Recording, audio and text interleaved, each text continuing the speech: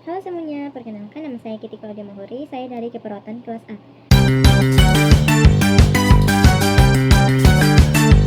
Di sini saya akan menjelaskan tentang anatomi dan fisiologi sistem muskuloskeletal. Anatomi sistem muskuloskeletal adalah tubuh manusia terdiri dari berbagai sistem. Di antaranya adalah sistem rangka, sistem pencernaan, sistem peredaran darah, sistem pernapasan, sistem saraf, sistem penginderaan, sistem otot, dan lain-lain. Sistem-sistem tersebut saling terkait dengan satu dengan yang lainnya dan berperan dalam menyokong kehidupan manusia. Ada 3 jenis otot. Yang pertama, otot rangka, kedua, otot polos, ketiga, otot jantung. Otot rangka adalah jaringan otot yang menempel pada tulang melalui tendon dan bekerja di bawah kendali sandar. Otot ini disebut rangka karena menjadi penggerak utama kerangka tubuh saat otak mengirim impuls melalui saraf motorik. Serabut otot berkontraksi, menarik tulang, dan menghasilkan gerakan. Otot polos. Otot polos adalah jenis otot yang bekerja di luar kendali sandar dan tidak memiliki garis-garis melintang bila dilihat di bawah mikroskop. Kenapa disebut otot polos? Karena penampakannya halus, tidak bergaris terang gelap, seperti otot rangka atau jantung. Sel otot polos berbentuk gelombang dengan satu inti sel di tengah. Terdapat di dinding organ dalam dan pembuluh darah. Fungsinya menggerakkan isi organ dalam, mengatur diameter pembuluh darah, mengontrol aliran udara di saluran pernapasan, membantu proses persalinan, mengatur keluarnya urin dan feses. Yang ketiga, otot jantung. Otot jantung adalah jaringan otot khusus yang membentuk dinding jantung dan bekerja secara involunter. Fungsi utamanya menopang darah ke seluruh tubuh, menjaga irama detak jantung, mengatur tekanan darah, menyesuaikan kebutuhan tubuh, mengalirkan darah ke paru-paru. Yang berikut, ligamen. Ligamen adalah jaringan ikat kuat dan plastis yang menghubungkan tulang dengan tulang pada sendi. Fungsi utamanya menjaga stabilitas sendi, mencegah gerakan berlebihan, menghubungkan tulang dengan tulang, memandu arah gerakan sendi, memberi informasi posisi. Yang berikut adalah rangka. Rangka atau sistem rangka adalah susunan tulang yang saling berhubungan membentuk kerangka tubuh manusia, terdiri dari 206 tulang pada orang dewasa. Lebih banyak pada bayi karena beberapa tulang akan menyatu seiring pertumbuhan. Tersusun dari tulang keras atau oseus yang didukung oleh tulang rawan atau kartilago, sendi, dan ligamen yang menjadi penopang utama tubuh dan tempat meletaknya otot sehingga memungkinkan gerakan. Fungsi utama menopang tubuh, melindungi organ vital, alat gerak pasif, pembentukan sel darah, menyimpan mineral, tempat meletaknya otot dan ligamen, menjaga keseimbangan pada postur. Berikut adalah tulang. Tulang adalah jaringan hidup yang keras dan kuat yang membentuk kerangka, sistem rangka, tubuh manusia, dan vertebrata lainnya. Tersusun dari sel-sel tulang yang tertanam dalam matriks kaya kalsium dan fosfor. Membuatnya keras namun elastis. Tulang bukan benda mati.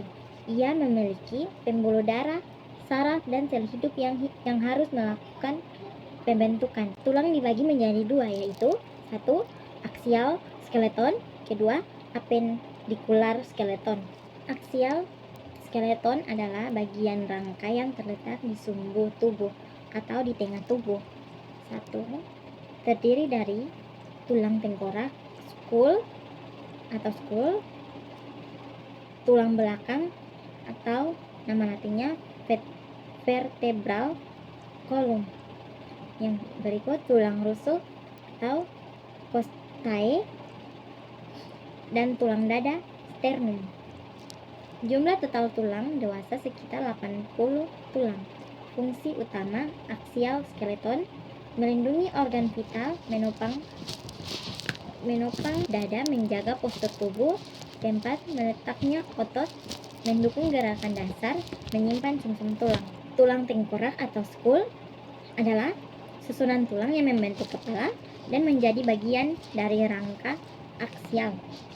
Terdiri dari 22 tulang pada orang dewasa, 8 tulang karnium membentuk pelindung otak, 14 tulang wajah membentuk struktur wajah. Tulang-tulang tengkorak dihubungkan oleh sukura. Sendi tak bergerak kecuali tulang mandibula atau rahang bawah yang dapat bergerak.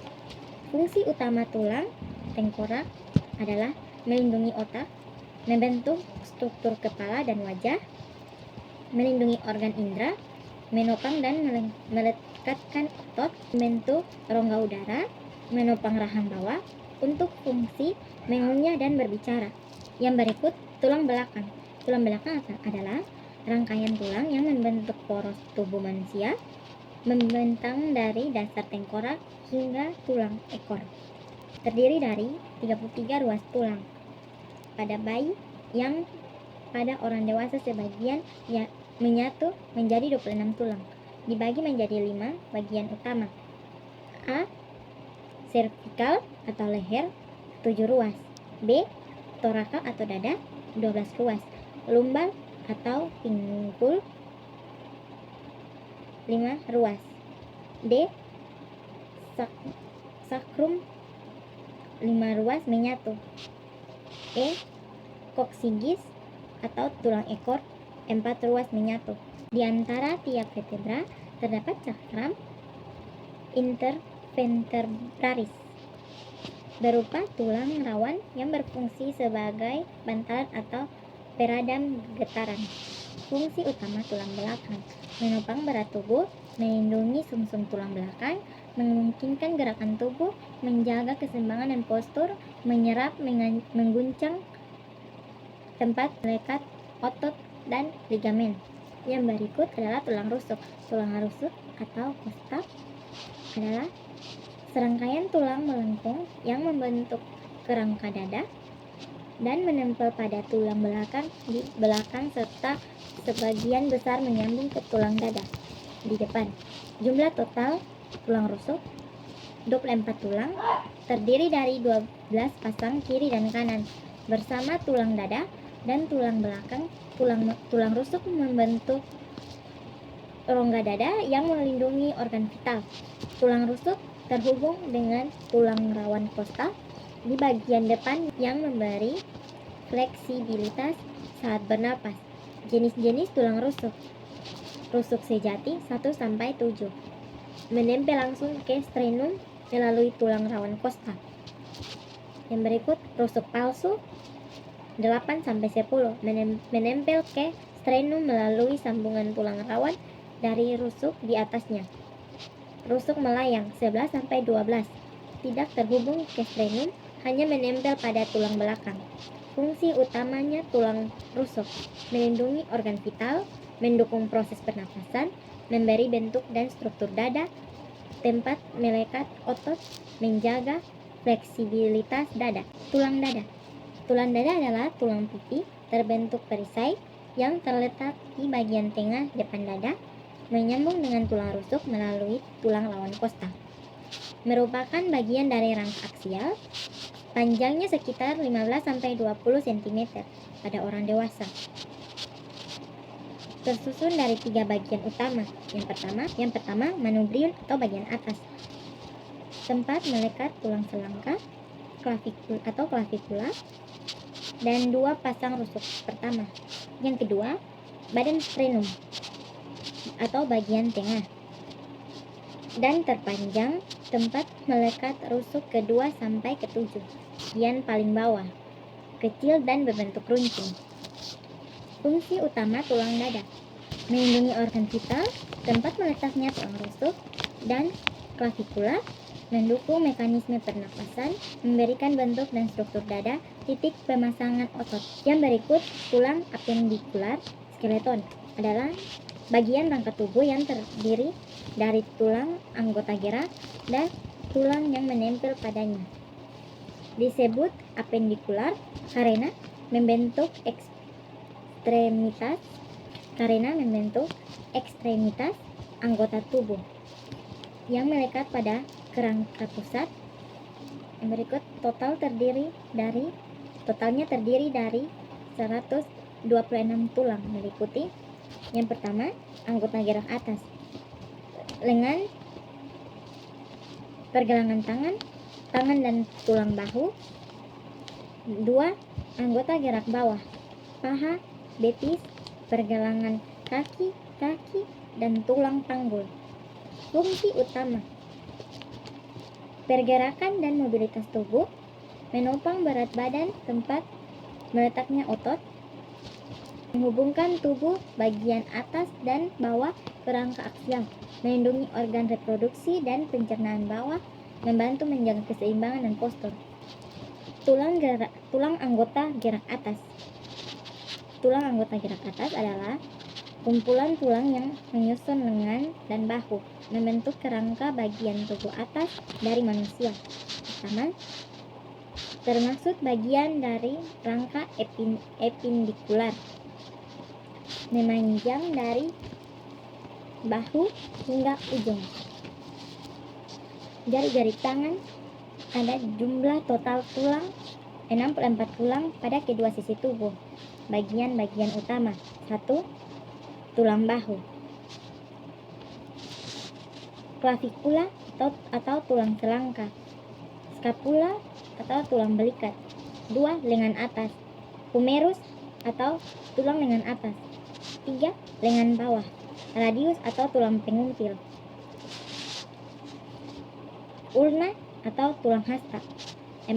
Pergelangan tangan dan tangan, karpa atau carpal bones. Ada 8 tulang pergelangan. Metakarpal atau metacarpal bones terdiri dari 5 tulang telapak tangan. Phalanges terdiri dari 14 tulang jari pertangan. Fungsi utamanya: alat gerak untuk aktivitas sehari-hari, menyongkong dan menghubungkan ke rangka aksial, tempat meletaknya otot, menjaga keseimbangan tubuh, memberi fleksibilitas dan jangkauan gerak luas, melindungi pembuluh darah dan saraf. Yang berikut, tulang lengan atas adalah tulang panjang tunggal yang membentang dari bahu hingga siku pada masing-masing lengan, merupakan tulang terbesar dan terpanjang dari anggota gerak atas. Termasuk bagian dari rangka apendikular, berartikulasi, bersendi di proksimal atas, dan skapula melalui sendi bahu distal atau bawah, dengan radius dan ulna pada sendi siku. Bagian utama humerus: 1. Kepala humerus, bulat, menempel pada rongga glenoid skapula. 2. Leher anatomi dan leher bedah, bagian sempit di bawah kepala. 3. Tubuh atau sraf, batang tulang memanjang. Kondilus atau ujung bawah yang bersendi dengan radius dan ulna. Fungsi utamanya: menjaga dan lengan bawah, memungkinkan gerakan lengan yang luas, tempat melekatnya otot-otot besar, menopang aktivitas motorik, melindungi pembuluh darah dan saraf. Tulang paha. Tulang paha adalah tulang panjang besar atau terbesar, terkuat dan terberat dalam tubuh manusia. Letaknya di bagian paha, memanjang dari pinggul hingga lutut. Termasuk bagian dari rangka apendikular, khususnya anggota gerak bawah, memiliki panjang rata-rata sekitar 45 cm pada orang dewasa dan menahan beban beberapa kali berat tubuh. Bagian utama femur: 1. Kepala femur, 2. Leher femus, 3. Batang, 4.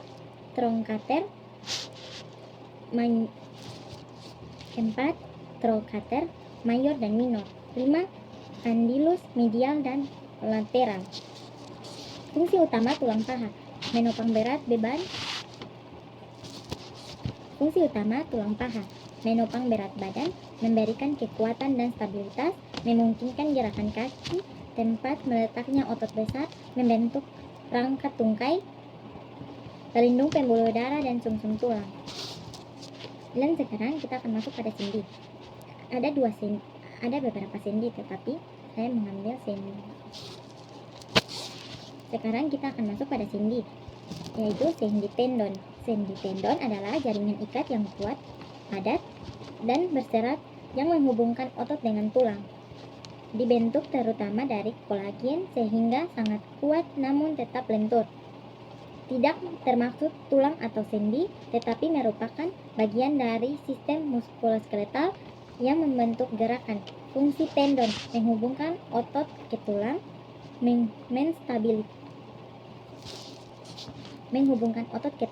menstabilkan sendi, menyerapkan guncangan, mendukung postur.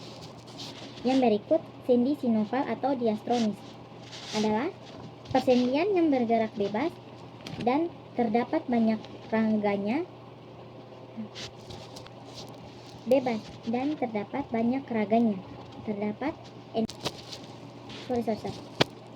Yang berikut, sendi sinoval atau diastronis adalah persendian yang bergerak bebas dan terdapat banyak raganya.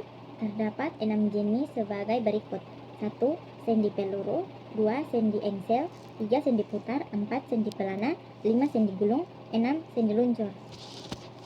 Sekian dari anatomi dan fisiologi sistem. Di sini saya akan menjelaskan tentang anatomi dan fisiologi sistem integumen. Apa itu sistem integumen? Sistem integumen terdiri dari kulit dan struktur pelengkap seperti rambut, kuku, kelenjar keringat, dan kelenjar minyak. Kulit adalah organ terbesar yang mencakup sekitar 16% dari berat tubuh dan luas rata-rata 1,5 sampai 2 m pada orang dewasa. Kulit. Yang pertama adalah kulit. Kulit terbagi dari epidermis atau lapisan terluar, tersusun dari epitel, squamosa, berlapis, tidak memiliki pembuluh darah, terdiri dari 5 lapisan. Yang pertama, stratum basale, yang kedua, stratum spinosum, ketiga, stratum granulosa, yang keempat, stratum lucidum, yang kelima, stratum corneum. Yang berikut, dermis.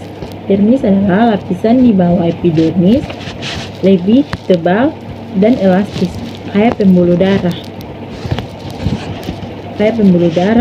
saraf, dan kelenjar. Yang berikut, hipodermis atau lapisan terdalam, tersusun atas jaringan lemak dan jaringan ikat longgar, berfungsi sebagai bantalan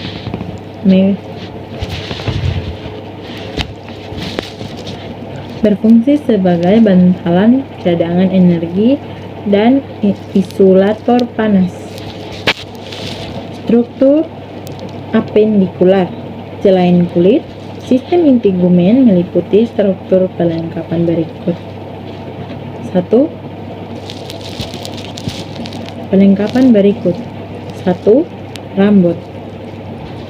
Terbentuk dari folikel rambut di dermis. Fungsinya melindungi kulit kepala, membantu pengaturan suhu, dan sebagai reseptor sensorik. Kedua, kuku. Lempengan atau lempeng keratin keras yang melindungi ujung jari, membantu memegang benda. Ketiga, kelenjar keringat. Terbagi menjadi 2, yaitu ekrim atau tersebar di seluruh tubuh, mengatur suhu melalui keringat. Kedua, aproken, terutama di ketiak dan daerah genital, aktif saat pubertas dan berperan dalam aroma tubuh. 4. Kelenjar minyak, terdiri dari menghasilkan minyak untuk menjaga kelembapan kulit, dan rambut, sekaligus bersifat antibakteri. Fungsi utama kulit: 1. Perlindungan atau proteksi. Kedua, regulasi suhu tubuh atau termoregulasi. 3. Indera peraba atau sensasi. 4. Ekskresi peraba atau sensasi. 4. Ekskresi dan sekresi. 5. Sintesis vitamin D. 6. Menyimpan lemak dan energi. 7. Imunologis atau pertahanan kekebalan. 8. Regenerasi dan penyembuhan luka. 9. Ekspresi dan komunikasi sosial. Yang berikut adalah sel lapisan epidermis. Epidermis adalah lapisan terluar kulit yang tidak memiliki pembuluh darah, terdiri dari epithel squamosa. Berlapis di dalamnya terdapat berbagai jenis sel khusus yang masing-masing memiliki peran berbeda untuk melindungi tubuh, memberikan warna, mendeteksi rangsangan, dan mempertahankan imunitas. Sel-sel utama yang terdapat di lapisan epidermis yaitu keratinosit, 2. Melanosit, 3. Sel Langerhans, 4.